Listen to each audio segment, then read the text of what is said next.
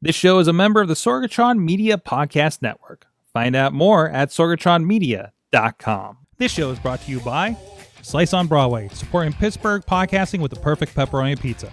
Production services by Sidekick Media Services. And listeners like you, supporting us at patreon.com/AwesomeCast.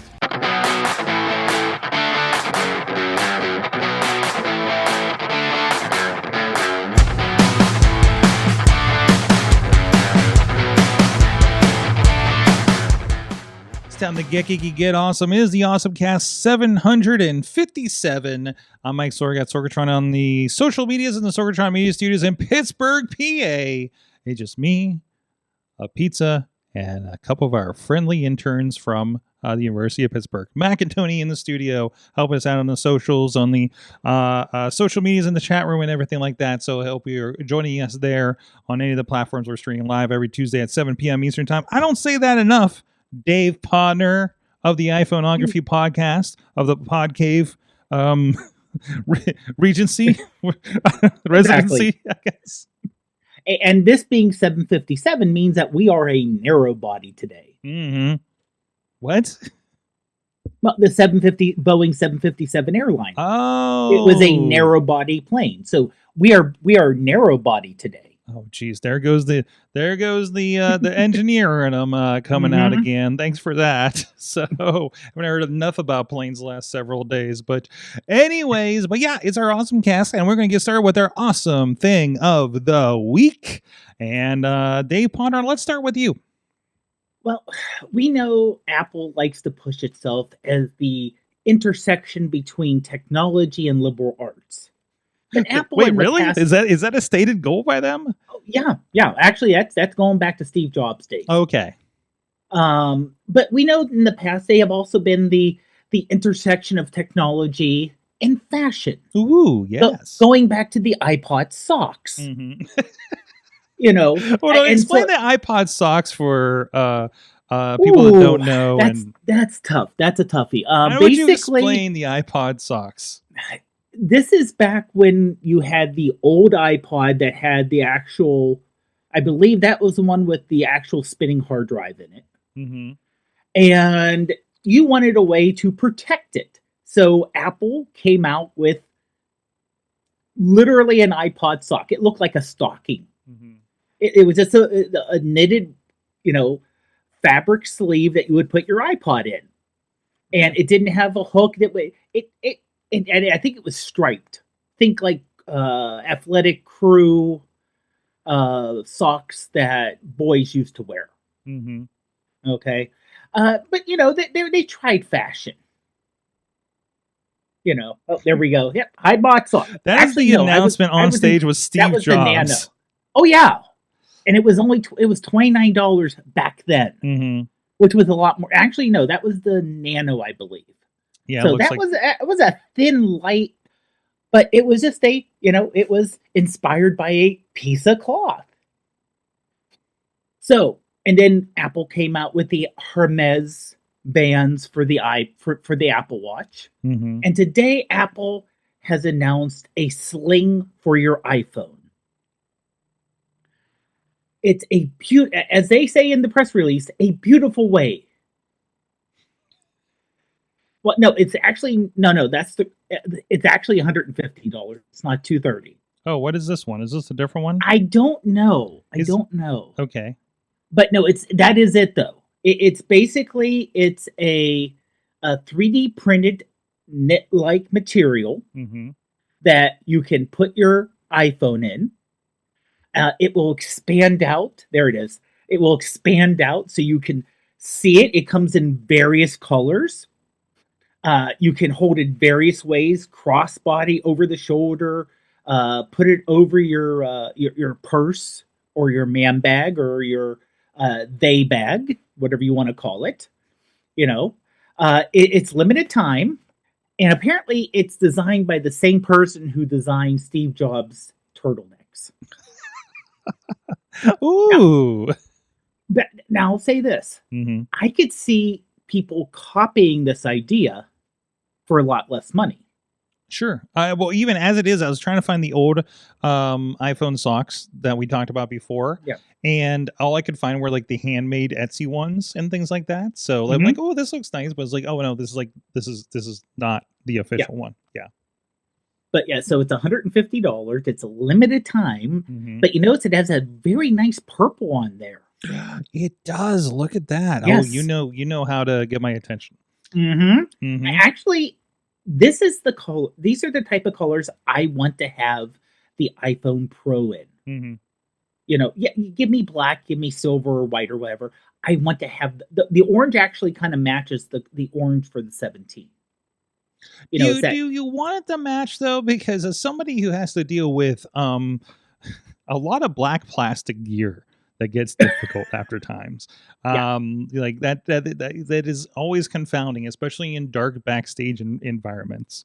So, to which I yell about it, and then which leads to awkward situations because I'm just like, why is everything black? And it just like, you can see how that could go wrong. Yes. So, but yeah, because like I've literally like you're talking to the person who got the Nexus tablet, like Android tablet that they had out that we fawned over like 10 years ago. I lost it on my desk. I'm like, oh, I haven't seen it for weeks, and then literally it was in the middle of my desk and I didn't know it. So that's the kind of problem I run into. Yeah. Why did we get the black wood finish for everything in the office, for instance, right? So, but anyway, so maybe you don't want the orange iPhone Pro with the orange sock crossbody. You know, if you're a fan of the Denver Broncos, there you go. You could go with orange and blue. Mm-hmm. Because that's the call. You know, you can that's true. Coordinate. You can exactly. You can coordinate. There you go. Okay. But like I said, I could see people making knockoffs of this, making it cheaper. It's going to happen. I mean, I've never paid a full price, band. This is just something I got off of Amazon, and actually doesn't fit entirely correctly. It's smaller than like the version that I got here. So, but there's options. There's options for you. So. So that is the iPhone crossbody strap. You can pick those up for around $150, and there is a long strap design that is $230. I think that's what we pulled up at first there. Okay, so there you go. And this is your awesome thing of the week, or are you making fun of it? You're like, are you interested in one of these, like maybe an off-brand? No. No, honestly, I wouldn't use this because, and to be gendered, I wear men's clothing, so we have pockets. Okay, that's true too. This is for all the women in my life that are like, I don't have. Like, you should see when Katie has, as she puts it, boy pockets when we're on Baja shoots, and she's so happy she has her like work pants. So there is a reason why the meme of, you see a woman, feminine person, and they say, and it has pockets. It's like, why are you excited about pockets? Like, you don't know the plight of women in pocket issues in their clothes. That's the cost of looking good, I guess. Anyways, so my awesome thing this week is I got brought back into Fortnite. And a couple of different reasons. One, there was like, I was already interested in kind of dipping back into it when I heard Game Pass was going to introduce Fortnite Crew, which apparently you can get it now if you're not on Game Pass or anything like that. It's a $12 a month subscription that just includes all the battle passes and includes like some V-Bucks and you get exclusive characters every month and things like that. Like the kind of stuff, like I never really spent much money. I don't think I spent any money on Fortnite for as long as I've been playing it, right? And I've been off. I haven't played like Fortnite. I went away, I came back, and there's like 100 games under the Fortnite app right now, and I'm just not. It was too much, and I didn't get into it. But then something happened, and I was like, oh, well, maybe I'll get into it, maybe I won't. Then something happened and got announced that really pushed me over the edge, let me get the latest 10 gigabyte update to my phone. I downloaded on my Xbox because now, if you haven't seen, Fortnite and the Simpsons is a thing. So I've been playing this for a few days, and also I'm discovering all these other kind of versions of games and stuff. Like I played a K-pop Demon Hunters game that was on it. Somebody made a Ninja Turtles one. It's kind of wild how much stuff is in there. So reactor waste Marge. Yeah, so there's there's one of the bonus awards is reactor waste characters, including Marge, Flanders, and the battle pass is like you can be Homer, you can be Flanders. There's a Bart Simpson in there. There's Witch Marge. So and the cool thing is the island that you're on is Springfield. It's Springfield Island. There's a lot of locations from the show in it, including the Simpsons house, including the reactor, the town square, like a lot of those things. There's a Camp Krusty in there. There's a Krusty Burger. And then as you go through, and I think they have some of these kind of mini games and a lot of the other things too, but there's like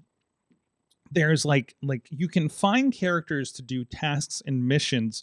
Wow, and if you're not familiar, like Fortnite's a battle royale game, which means like up to 100 people can drop onto the island, and it's basically elimination. And you got to try to be the last one. I did get second place in one of them the other day, by the way.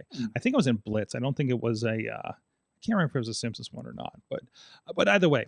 So it's been a lot of fun. It's been cool to be in that Simpsons thing. And then also it's Fortnite. So like people have bought like crazy other characters. So you're just like on Simpsons land and then it's like, is that a Power Ranger that just shot me? For instance, there's a Witch Marge, like there's kind of these like bosses that you'll find and you can defeat them. There's comparatively, I know when I was playing a little bit of League of Legends, trying to figure that out, there's these mythical creatures off in the woods that basically you go off, take them out while you're doing the task of trying to invade the other base on the board, and they give you like these kind of legendary loot drops and stuff that'll help you out because you kind of build from scratch every time you drop into these. So like you can take out Witch Marge, or Krusty was one, and I got this great balloon that let me jump high and just like snipe people while I'm jumping over their heads kind of thing, and floating kind of situation. So that's been a lot of fun. And the beautiful thing is the Game Pass is going to supposedly include Fortnite Crew as of next Tuesday, the 18th. And I believe that The Simpsons is running until the end of the month, which means hypothetically, I'll be able to get that Game Pass as part of Crew, and whatever I build up until then, it'll unlock all of those, because you do progression and there's free stuff in the progression. Of a battle pass, but you don't get the characters and the really cool stuff. You'll get, here's an emblem, here's an emote, here's here's something here, some really inconsequential kind of stuff. But if you let's play you play through like for the entire month, get pretty high, and then drop your, I don't know how much passes are, $8 or $10 or something like that, right? And it'll just unlock everything based on when your experience level is. I'm on level like 6 or 7, so and then you have to get up in like the 30s or something to get like Flanders or something like that. You gotta play pretty extensively, and it's really easy because it's on my phone. And it's a full game. It's not like the Call of Duty mobile, which I also love, where it like auto fires and stuff, which you have to get used to. And I'm getting like, kind of feeling that out. So that's been really cool. Also, if you're looking at something like Fortnite Crew, it does include the passes for the Lego version of Fortnite, which I have not gotten into yet. I did try the festival, which is basically like Fortnite Guitar Hero, I guess. And it does include a pass for Rocket League, which I am a big fan of. Again, need to jump back into that. I bought some stuff ages ago, back when they had the Macho Man and Ultimate Warrior WWF stuff, and I got a kit and Ghostbusters car, Ecto 1.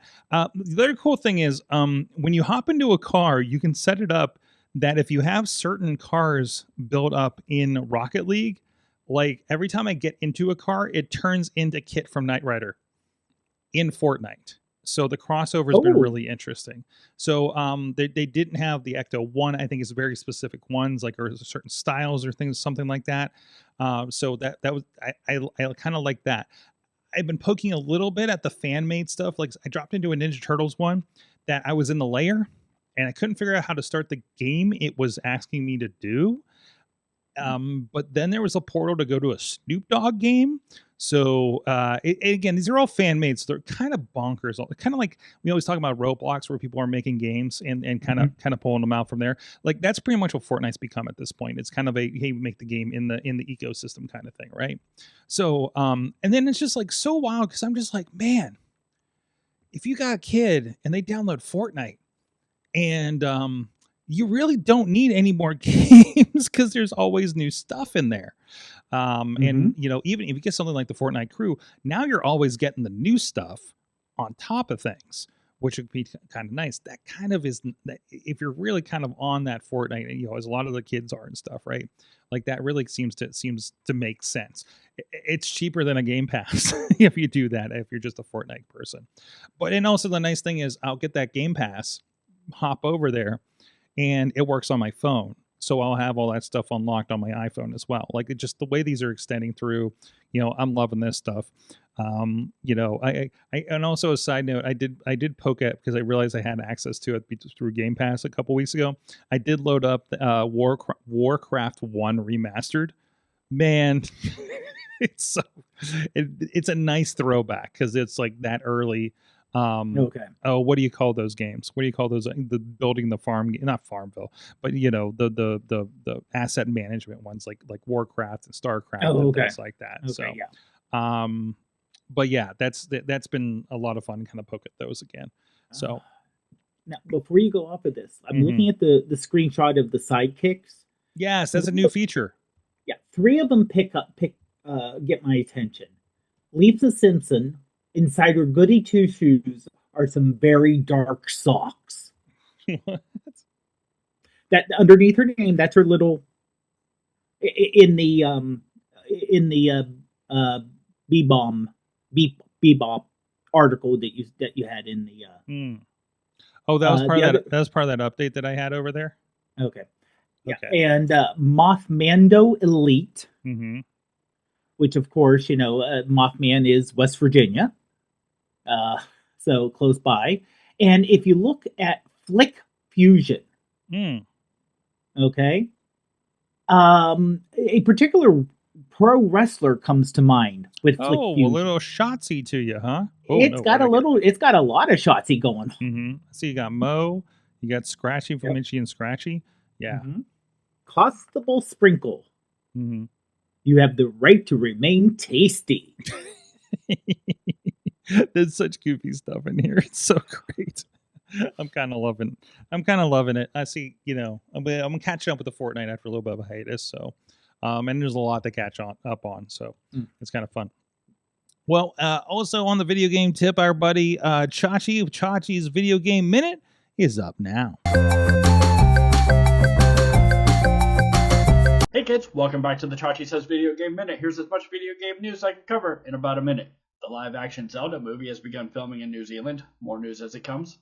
GTA 6 delayed again until November 2026. Rockstar said they need more time to finish and polish. Again. I recently reported that Red Dead 2 was the 5th best-selling video game of all time, and that has now changed to 4th as it passed Mario Kart 8, placing it right behind Wii Sports. I can't really see how this counts though, as they just keep giving it away on services and calling it sales. Kind of like putting Avatar back into theaters every 3 years to boost box office numbers. And lastly, the Switch 2 has already become Nintendo's best-selling console, reaching 10 million sales in just 2 quarters, which surpasses the stats for PS4 and PS5 in the same time span, with those numbers expected to just continue climbing with Christmas just around the corner, making it a great fiscal year for Nintendo. That's all I have for you this week. Thanks for watching the Chachi Says Video Game Minute. We'll see you next time. Thanks, Chach, for that video game minute. Dude, he's talking about the PlayStation 2 selling their consoles. When we were up in, we went to Niagara Falls this past weekend. We just needed a break because we both came off some pretty major client stuff and just needed to get away for a little bit. So I had a little trip, cashed in those my Hilton points for the weekend. One of the benefits of all the travel we do, but we needed a snow brush because we had a new car that hasn't experienced snow yet. So, and we were north of Buffalo when everything came down this weekend.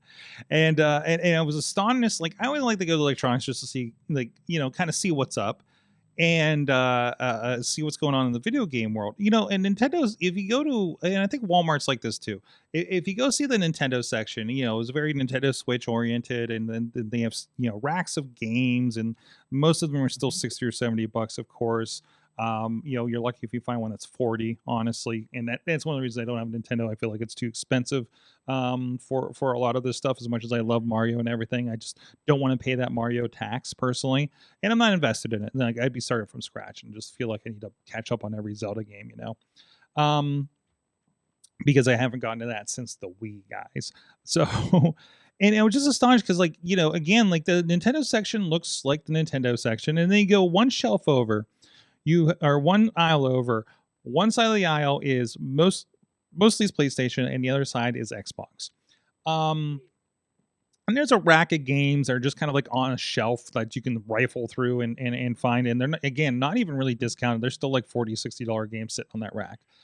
And there's a couple like the new NCAA and NBA games are in a display the way they do there in Target. But then like Xbox, like there was a handful of discs, but there was no display for anything. There's just absolutely zero Xbox display for physical games anymore. But there was a rack of cards, a small rack of cards, so you could purchase games, and you just purchase the digital code basically at this point, right? Okay. It was just a really interesting state of the industry. I know I keep seeing articles about like Xbox is going under, they're going to get out of the console game, but they're going to put Halo on PlayStation, so this is them breaking things down. And all these kinds of things. And of course, we're going to cloud gaming, different devices, things like that. And we'll see what the future holds for that kind of thing. But it was kind of interesting. It was like, you kind of look at it and you're just like, man, there's like no games here. But also just like, when's the last time we bought a physical game for these consoles, right? Some people still do, but I as soon as like you had to install things off of a Blu-ray, I'm like, what's the point anymore? I own a couple discs. I think I purchased one disc for the Xbox One, nothing for the series. I don't even have the disc drive for the Series S. And so like it's a Transformers game that you cannot get digitally because of licenses. Like that's the only reason. I want a Marvel game I can't get anymore.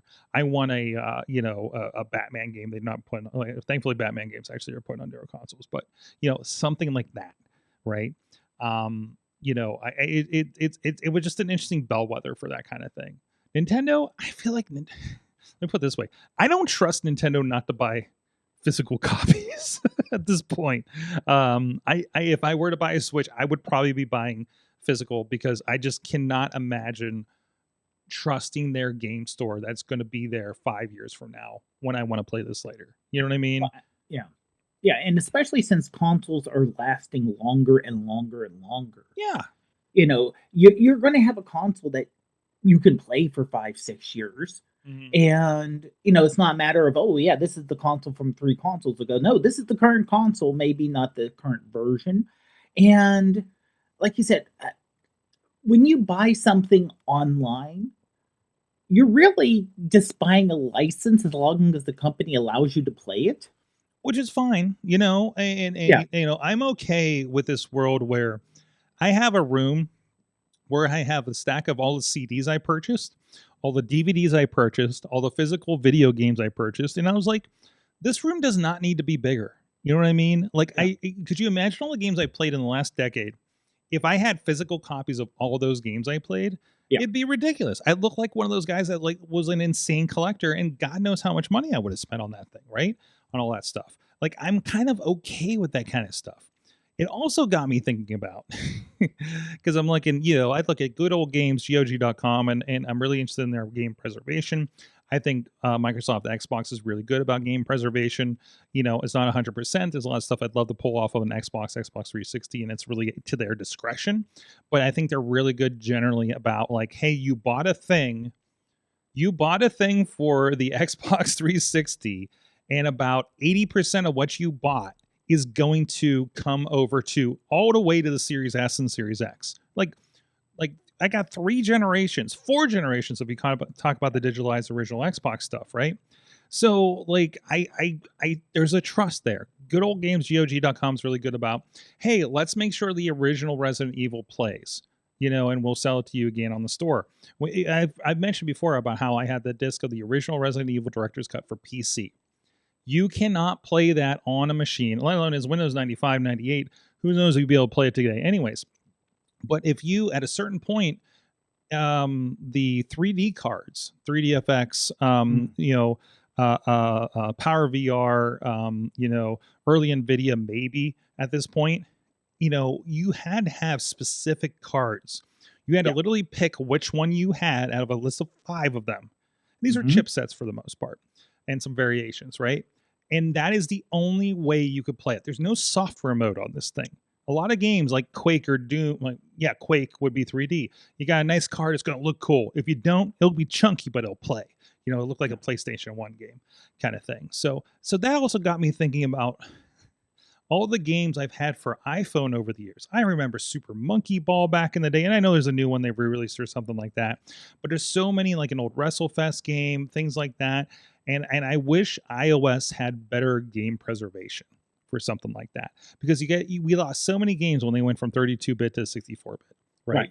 And I'd love to see an effort. They didn't add any 32-bit emulator. No, they did not. So they did not bother with it. They said, hey, by the way, we're switching. If the software developer doesn't switch, we're done. Mm-hmm. But that's always been Apple, though. Even going back to Apple computers, they've never had the backward compatibility that Microsoft always had. No, but also they're not heavy in games where people would be interested in doing something like that. Right. I mean, you're at the whim of, even PC games. You talk about what GOG is doing, but then there's like some great sites that are, definitely gray area legalese, but they will have what you call abandonware. Hey, Interplay is a company that's not around anymore, let's say. And there are games on there where, people didn't buy the assets. I think somebody did buy like Earthworth Jim. You can get an Earthworth Jim game on several consoles on collections and stuff like that. But, something else they got that wasn't as popular. You could go and get those original files, download an emulator called DOSBox, which will emulates old Microsoft DOS that we used to play those games in, and you could play those like these days. There's an option there. Like there's we talk about, hey, I got an emulator on my phone. I don't need all the old consoles anymore, right? For Nintendo and everything like that. I have them for my collection, but I don't need to break that out when I want to play Super Mario 64 or something like that, which is nice. I don't have to dust that off and blow on the cartridge, do that whole thing.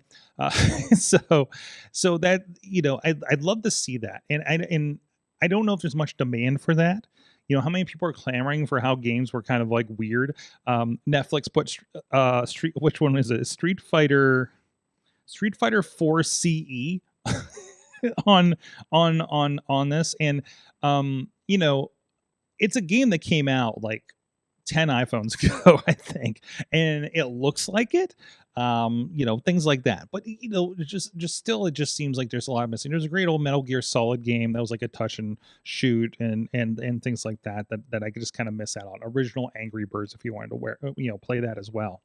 There's a game, I don't even know if I can play it anymore. There was an Angry Birds Transformers crossover game that they did.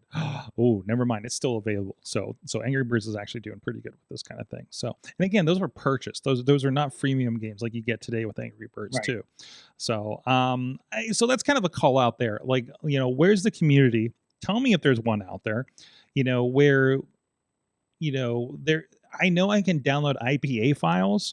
I've tried that because there's a game that got taken off the store when THQ folded for the Wrestle. They redid WrestleFest with newer characters. And I spent some good money on that, and I'd love to be able to play that again. But, and it's not like we don't have old iPhones around, that we can try these things on. Maybe I just got to jailbreak the hell out of a couple of these older ones and throw some stuff on there. So I don't know, just some things that have been crossing my mind over the past week. Partner, what do you want to get in here next?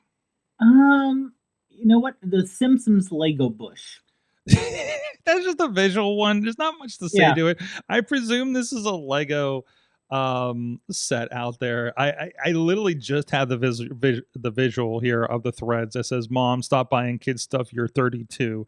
And then also he said, "Me, I'm buying this." It's the Homer Simpson backing into the bush meme in Lego active moving form. So, I mean, that for someone to think, think about the gears, getting everything set up, the mechanics of the whole thing.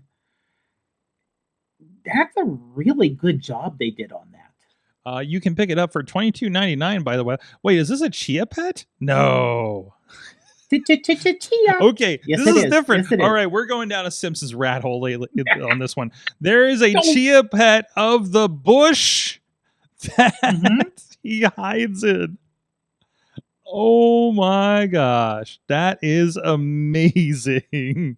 We're going down does somebody said they have this, and then they pointed to, maybe it's this one. No, it's the Chia Pet again. Oh man.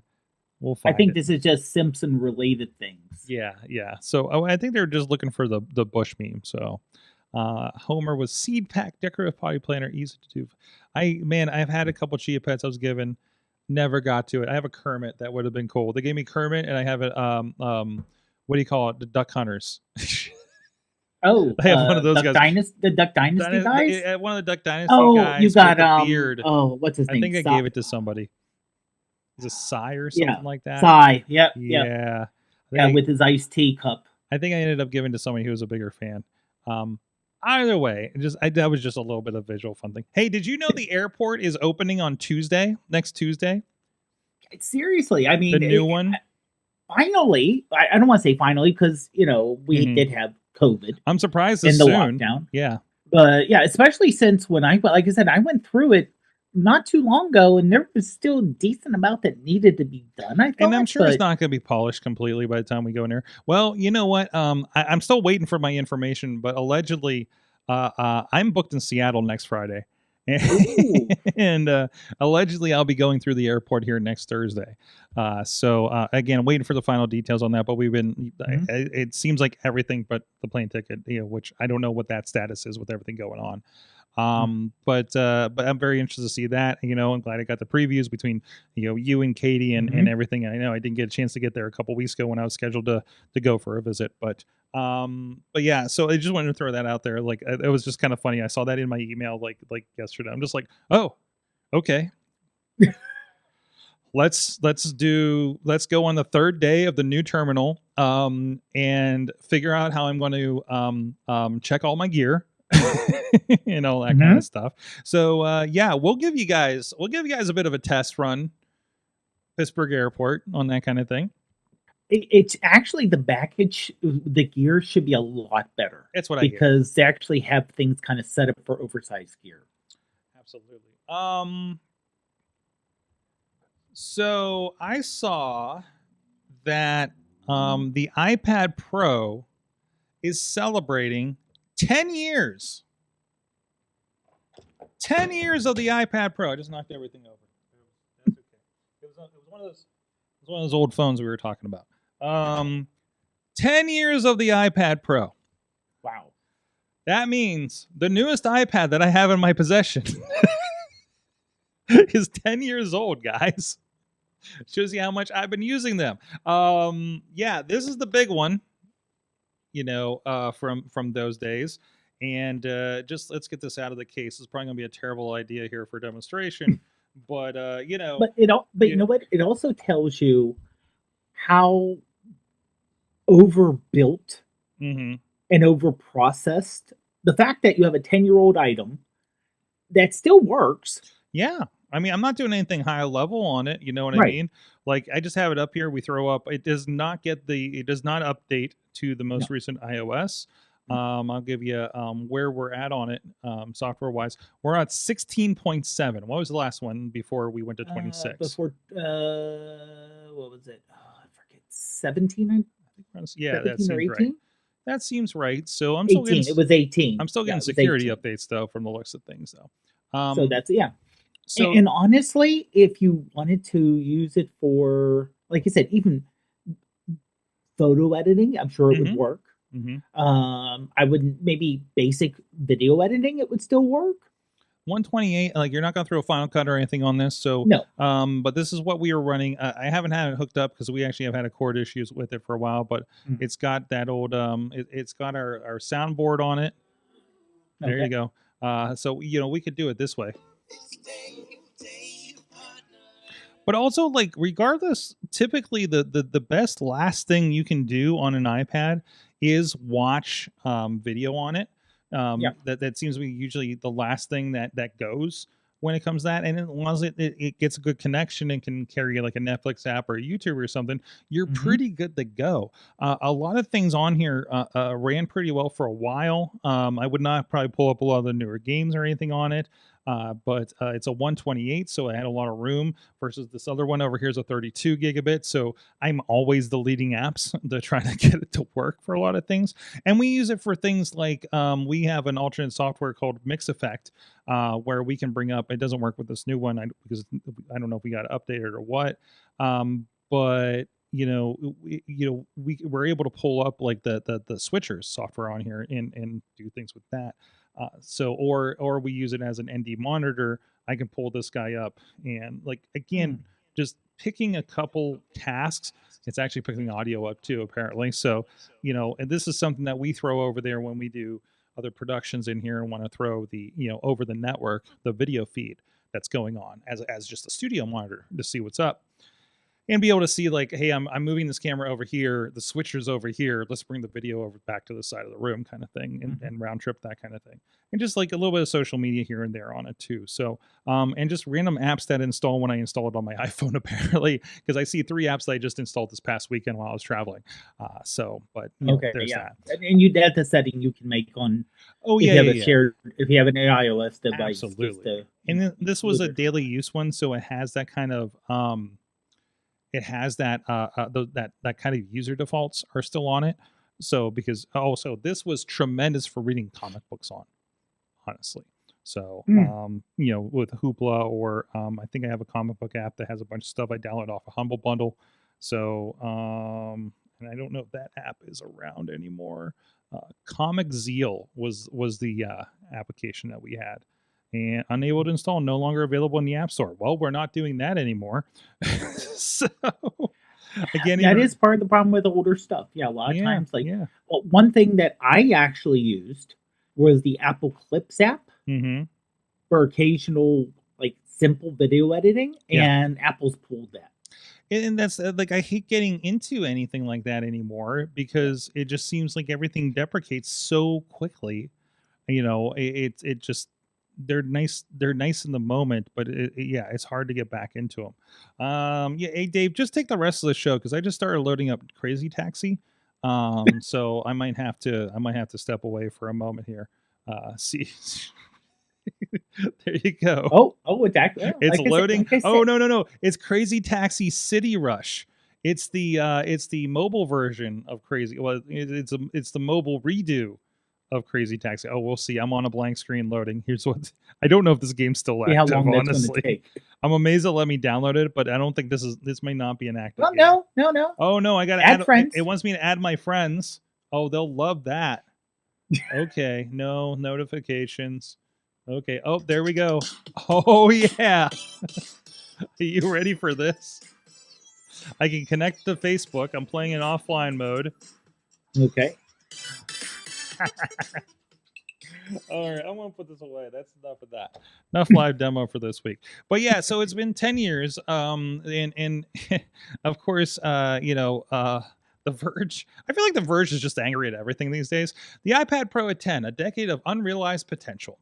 And I think it's a lot of the, hey, you're trying to make this an iPad into a MacBook, and then you never really cross the rest of it kind of situation.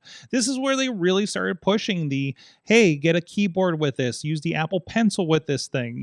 That's the Apple Pencil, which means the Apple Pencil is about 10 years old as well, right? So, and here's the dongle that shows everything plugged into it to make it work, that they have part of this. And of course, newer versions of of iPad OS have been getting a little more PC-like with mouse support and everything like that too, which this one actually did too. I think I could Bluetooth a mouse to it and it worked pretty okay. So, it was working for a time before we got moded, basically. That I could bring my mouse over like I do between my Macs into it. Okay, yeah. And then like do stuff there too. So that's kind of nice. I'm curious if that still works. I also don't have the newest Mac OS yet. So that might happen soon. I might throw that on my laptop here in the near future. So we'll see what happens. But yeah, I don't know. Did you have an iPad Pro? Did you play with these? And there was a regular size too. This is the big one. Yeah. We had an iPad Pro, and we never really used the full power, to be honest. It was just one of those things of trying to buy a little bit over to have a little bit more time before it got old and out of date. Unfortunately, we had issues that were dog and cat related, where they bumped into things and things fell, and we needed a new one, so we don't have it anymore. But honestly, we never used the full. I even tried using the LiDAR on the back. Just use that and you can get 3D models and it can look at your room, and that never quite worked as well as it should have. Yeah. I mean, like I said, it depends on what you're looking to do with. Technology writers are a lot of times out of touch with the average person. Like I said, but I think generally, because I keep seeing clips from the Verge, and they do a lot of they're doing a lot of political content too, because the political stuff kind of intersects with the technology so much these days, and they just seem everybody just seems so done with everything. But that's hey, it works. Hey, let's talk about something cool that did happen this past week. I wanted to bring this up. We talked about we were going to go stream after the show last week, Robotics and AI Discovery Day down at the David Lawrence Convention Center. We did go down and had a chance to set up with the production crew out there. I think it was 3RE, I think the company name was, that did the main stage setup, that whole kind of presentation, setup kind of stuff, big screen stuff and everything like that. So we got to set up with them and take their stream, kick it out, got it on YouTube. So there's a wonderful 6 hour and 40-minute video on the Pittsburgh Robotics Network of the presentations for the day. Mostly their panel discussions and things like that. But we were helping with one particular company that was there called SKA Robotics, not SKA Robotics. I asked. So they were doing something cool. We were set up on the roof of the David Lawrence Convention Center, and they had this drone that was set up to, I'll show you guys if you're on video with us. So we were doing a separate YouTube stream on the roof that was then being sent down to the main production area while our friend Spencer from SKA Robotics was presenting the live demo. This is a live feed via another YouTube stream that's going to this thing, going on the screen and out to a second YouTube stream for everybody to see publicly. And what they're doing, what you're seeing here, this is actually their desktop, and I put a little logo across them that they give us. So they are taking a drone out amongst our wonderful bridges over near the stadium. And they're rigged for corrosion and rust detection, basically, right? And that's what we were demonstrating here. So, and it's also like the drone is was kind of a non-issue. It's just a regular camera, jib camera on a drone, as anybody would get. But the cool thing they were doing in software was they were using AI to detect that. And it was not terribly amazing all the time, but they trained this on only 300 images, which is a low data set if you know how AI works, or from what we're doing here. And it was funny because we actually tested this the day before, and I thought that and you see these green splotches that are maybe popping up here with us on video. That is it detecting the corrosion that's there. This actually looked a lot better the day before when we did the test run. They couldn't get close to a lot of stuff because the wind was starting to pick up at this point, and it got worse through the day. We were actually supposed to do more. And then if you see here, there's a map on the right. Those are hotspots forming as it's discovering the corrosion. So, and it's a visual inspection, of course, right? And you've been under some of these bridges where, you look up, you see a lot of that kind of rust and everything going on there. So, so that was something that was executed. That was really cool to coordinate with these guys. There's a boy that's out there. Actually, if you get to convention center, you look straight out, you'll see this big, bluish green, water boy out there, and we get a really good one. You see, it's kind of getting a little bit here on this rust in the middle of it. The trees pick up because they're all brown from the leaves changing and everything like that. You see a giant hot spot that's formed from when we were going over, I believe that's the Andy Warhol Bridge now. So, and we went to the but generally it was really cool that we got to connect that and make it work. And it was a lot of discussion over the last month to make this kind of work with with everybody involved and work with their teams and everything. So that was really cool to work with SKA Robotics. And also generally, like, it was there were, let me throw some pictures up here from this.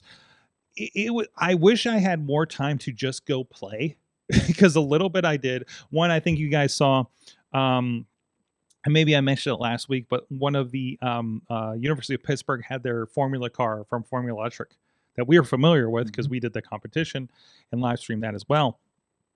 So, and they were right by where we were set up for the main stage production too. Carnegie Mellon was there, CCAC was there, several other schools were there. West Virginia was there, University was there with their robotics programs and things like that, and other things they were demonstrating. A lot of companies were there. There were like robots that were like moving pallets. There were robots that are doing one thing or another. A lot of really cool stuff. There was like a walking around robot that like fist bumped a child that we got to see. It was really cool to see a lot of those. Just a little bit I got to walk around with this. Kind of in the middle of the and later in the day with stuff. So just for an example, here's actually the robot. I think this belonged to Carnegie Mellon, and if this video plays here, you'll see it's one of those. I think we've seen that with the no face. They put a big Steelers sticker on it, of course, and it's walking up to a child and saying hi and everything like that. But this was the interesting thing. And the kid's gonna we get a fist bump. The person in the background kind of telling the kid, Yep. Bump. And it's waving at them. And look at the eyes. Do you see the webcam? That's how it's doing the visual interpretation. That is a Logitech, looks like a C920 that I have on my laptop. That's the one that I recommended everybody doing work like we're doing right now to get a half decent webcam, because it was like a 1080 HD webcam. And we didn't have a lot of those at the time. You'd pay $20 and get the really grainy one, right? So I thought that was great that that's what they use for that visual situation. And if you're curious, this is a little bit of what it looked like on the roof for our setup too. Work with the guys beside us, and actually she's guiding. She has a VR helmet on, and it is actually helping her as she moves her head. The gimbal camera on the drone moves, so she was actually kind of being the video operator at this point too. And I think it sounded like she was kind of new to it because she wasn't there for the test the day before or anything like that. So yeah, we were pretty set for it, keeping an eye on everything down below. And there's a little bit of extra stuff there too. Yeah. Oh yeah. There's a little bit where Missy was set up as well. So very cool. They filled the entire main floor of the convention center with stuff. They had a STEM area for the kids. There's definitely full school buses of kids that were in there. We got to with our wireless technology that we use over at the formula for the Michigan Speedway. We used that to send the signal to another screen that was set up so they could see the main stage from the other room, because they did have some dividers up for it. So that was really cool. That you saw that for a moment, a little bit of that setup too. So very cool kind of thing. And definitely looking forward to do it again. And it's cool that we're doing. I think this may be the second year they've done this. I think they did one a year ago. From the looks of things, I saw some information on it when I was doing some research on it. So and can't beat. It was a little chilly, but you can't beat the view. Hanging out on the roof all day of the convention center. We had a big tent. They have a big event tent that's been up there for a little bit too. So I know it was there from Techo. So I'm glad to see it was still up for this. So really, really cool. So thank you everybody at the Pittsburgh Robotics Network that brought us in to help out with something like that. It was a really cool experience, and looking to I got an earmark for next year, and looking forward to maybe doing that again. So. Let me see if there's anything else in here I wanted to mention. Let me just say also that there's so many bridges, and not just in Pittsburgh, but Pittsburgh has an awful lot, and other structures where you need to have it a visual inspection every so often. And having something where you can have one person go out, do a quick inspection and say, okay, we looked at these 10 items, these 10 bridges, these 10 overpasses, whatever, and here's the top 4 that seem to have the most trouble. Because there's never enough inspectors or time or anything else to actually have everyone, to actually have full inspectors go out. Basically they use a crane to go underneath, so they have to shut down the roadway. It's a lot of work, a lot of expense. And the resources aren't there to do all that. And if you can use something like this is where AI is useful in terms of prioritizing, giving you a first run. And also, since it's taking pictures, it isn't just AI doing something and spitting out results. You can actually see the raw data, so you can have someone look at the pictures and go, okay, this is something AI pointed here. Yeah, that's an issue. Or, okay, that's rust there, but that rust, based on my experience, that's low priority, but this one over here is a higher priority. So this is what we're going to focus on. Here's our priority of the structures we need to do. So, and this is an experiment. That could be a major help. I mentioned there's only 300 pictures that they trained on that, which is a really low end data set. This was like a 10% project or 15% project or whatever you call it, right? Like this is a spare time project they were working on. So, they have like I saw the highlight video we had on Loop, and they do some industrial kind of robotics application that you can see on their website too. So, so that's the one I got to, and actually even that little bit of that corrosion detection is in that video as well. So really cool to see those guys in action and work with a really cool team from what we got to experience there last week. Real quick, I want a couple disclaimers here, a couple heads up things. Apparently New York state law just went into effect that you need to disclose algorithm pricing. And apparently, and this is one I picked up off The Verge, DoorDash begrudgingly made a tweet about it. So New York law requires to make the following disclosure: because we use information such as your delivery address to calculate distance and fees, and your past orders and favorite stores to provide personalized promotions and or discounts. This price was set by an algorithm using your personal data. So that is the idea that, I don't know if that's based on like, what do you call it? Surge pricing or something like that? Or is it generally like a demographic kind of thing? I think we've seen that. We know your airline tickets are different based on, let's say, what device you log in on, right? I think we've had stories about that in the past, or if you're logged in or not, or if you're on a Mac versus a PC is a demographic, marker. If you pay for a Mac, you probably have money spent more on your flight, kind of the idea. So those kinds of things are going to be very interesting. So hey, get your VPN and see if you and go to New York State and see if your favorite website has a pop-up right now about this. So and of course, if they're putting I'm sorry, I like the fact that because look, in the fight of mega corporations versus government, very rarely are there really good guys on both ends. Right. But I want to know what you're using. And don't give me a 50-page little text written in legalese that I can't understand. I'm not going to take the time to do. Say, oh, by the way, we're going to use your location, and like I said, location, distance, and everything else to determine how much we're going to charge you. Yeah.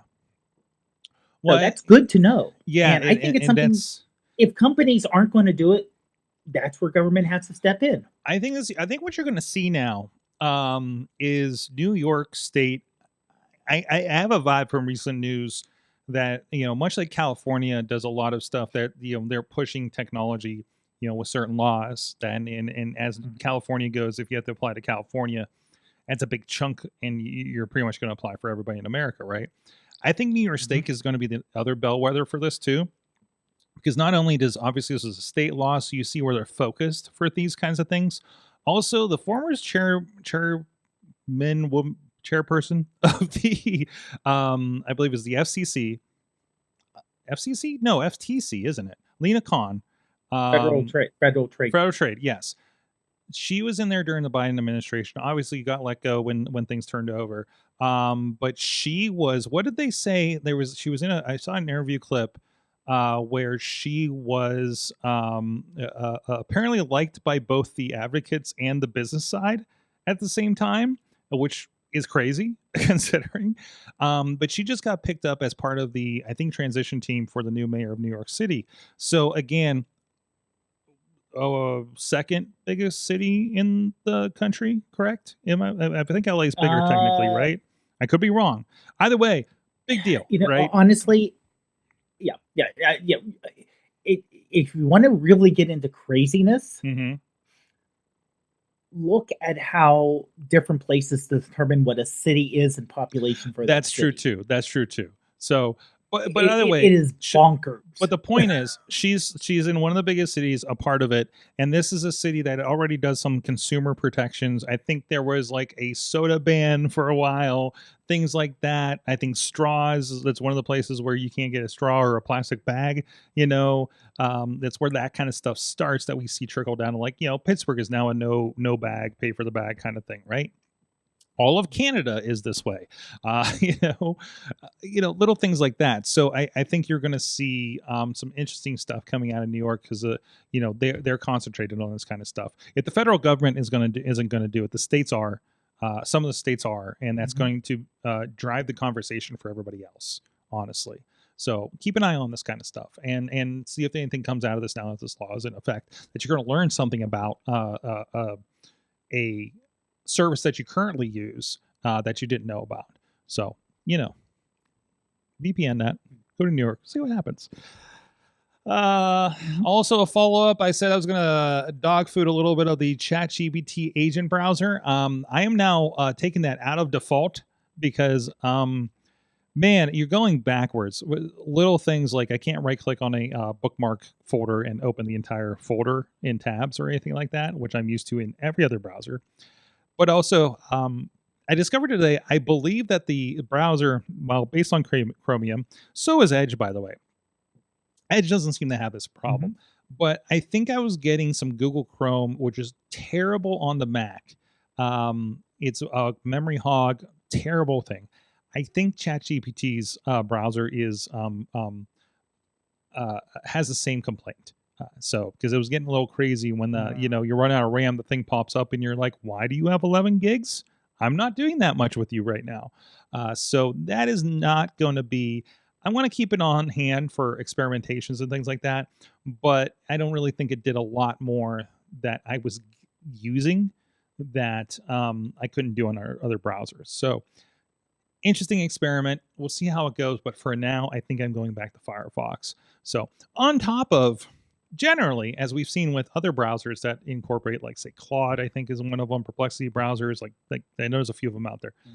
Generally a bad idea to do things like maybe you're banking on browsers like this that's potentially going to suck everything up into an AI and do whatever with it. Yes, it's supposed to be sectioned off for you, but do you trust these companies given the lawsuits we're seeing currently, right? With a lot of them. So, tread lightly with them, experiment with them, maybe do your most important work with them. So there's that. But just want to give a little follow-up on there. It's just in case anybody's curious kind of how that's been working out for me so far. So either way, Dave Bonner, good for you to join me this week. Back again. The trade deadline had passed, and they traded you back off the Wrestling Mayhem show. Yeah, apparently I wasn't mayhem-y enough. Oh, no. Well, you get another chance at it during Mayhem Mania. That is true. Awesome. And thanks for having me on. Yes, good to be back. And we'll probably be back at full force next week. We'll see. I don't know. Schedules are weird. Things happen on Tuesdays, apparently. So we'll be back there, guys. Thank you. Subscribe to us on your favorite podcast place. We have clips all over social media. If you see those, it's something you like from the show, please share those, comment on those. If it's a little more focused conversation that we have there, and if you have any conversation part of this hashtag AC757 on the social medias, we here every Tuesday at 7 p.m. Eastern time, and we're playing with things with the chat. So it would be great to see more live people in here. So I know we do get a few every once in a while. So, but and a lot of people catch us after the fact. But looking to build it up. And thank you, everybody. Oh my God, I didn't do Patreon. Wow. Thank you, everybody, who supports us on Patreon, patreon.com/AwesomeCast, including Brian Crawford, Cynthia Klosky, Dave Podner, and the amazing John DeGore, I believe, is on there too. So I think I remembered everybody off the top of my head. Thank you, everybody, supporting us. We got Patreon coming up. We'll talk about something. I have no plans. There's a couch shot. We'll see you guys next week. You've been our awesome audience. Have an awesome week.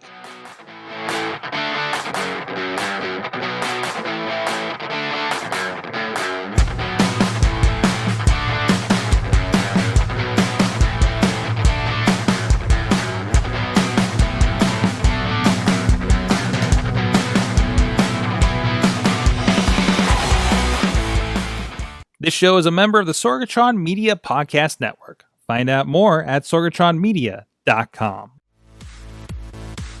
I'm Eamon. I'm Merlin. And we're a gay. And here's NB. Are you a reality television connoisseur? Do you like it discussed from an LGBTQ lens? If so, A Gay and His NB is the podcast for you. Hear us break down all your favorite guilty pleasure reality shows from Bravo, Drag Race, and just about everything in between. Listen to A Gay and His NB on Apple Podcasts, Spotify, or wherever you listen to podcasts.